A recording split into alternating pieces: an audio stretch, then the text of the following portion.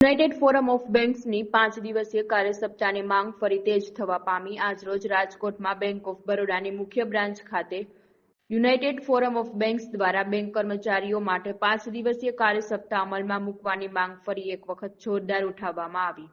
હાલ બેંકોમાં દર બીજા શનિવારે રજા સાથે 6 દિવસીય કાર્યપદ્ધતિ અમલમાં છે, જેને બદલે શનિવાર અને રવિવાર બંને રજા રાખવાની માંગ કરવામાં આવી.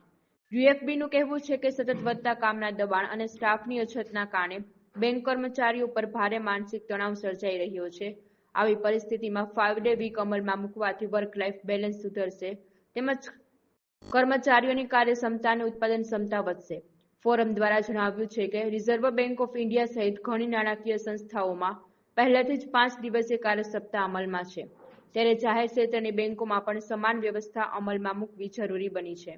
આ મુદ્દે યુનાઇટેડ ફોરમ ઓફ બેંક્સ દ્વારા સરકાર અને ઇન્ડિયન બેંક એસોસિએશન સમક્ષ વારંવાર રજૂઆત કરવામાં આવી. જો કે અત્યાર સુધી કોઈ અંતિમ નિર્ણય જાહેર થયો નથી. જો માંગ સ્વીકારવામાં નહીં આવે તો આવનારા સમયમાં આંદોલનાત્મક કાર્યક્રમો હાથ ધરવાની ચેતવણી યુએફબી દ્વારા આપવામાં આવી છે. બેંક કર્મચારીઓ અને તેમના સંગઠનો સરકારના નિર્ણય તરફ નજર મંડાવી બેઠા છે. સ્ટ્રાઇક છે हमारी United form of banking union ने બેનર હેઠળ છે, જેના અંદર મોર દેન 8 લાખથી વધારે કર્મચારીઓ આખા ઇન્ડિયામાં છે અને ગુજરાતમાં 75,000થી વધારે કર્મચારીઓ છે. આ 5 ડેઝ વીકની ડિમાન્ડ છે. એ 2015થી અમારી ડિમાન્ડને કન્ટિન્યુઅસ ચાલુ છે. 2015 જ્યારે અમારો સેટલમેન્ટ થયો ત્યારે બે સેટરડે અમને આપવામાં આવ્યા. રાજકોટમાં બધી પબ્લિક સેક્ટર બેંકોને મળીને 3,000થી વધારે કર્મચારી છે. ગુજરાતમાં 75,000થી વધારે કર્મચારીઓ છે. વ્યવહારો અટકાશે એટલી નથી, કે 98% વ્યવહાર આજકાલ ડિજિટલ થઈ ગયા છે. 2% વ્યવહારો બેન્કિંગમાં થાય છે.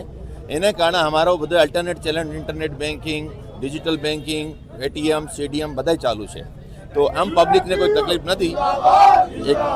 ઓર એટલા માટે કે 5 ડે વીક બધી જગ્યા છે, આખા દેશોમાં છે, બધા દેશોમાં છે. એના માટે અને આ ડિમાન્ડ માટે ગવર્મેન્ટ ઓફ ઇન્ડિયા એમઓયુ પર સાઇન કર્યો હતો ડિસેમ્બર 2023 પછી માર્ચ 2024 में જોઈન્ટ નોટ અને અમારો બાયપાર્ટિટ સેટલમેન્ટ એની અંદર અમારો બધું માનવામાં આવ્યો હતો.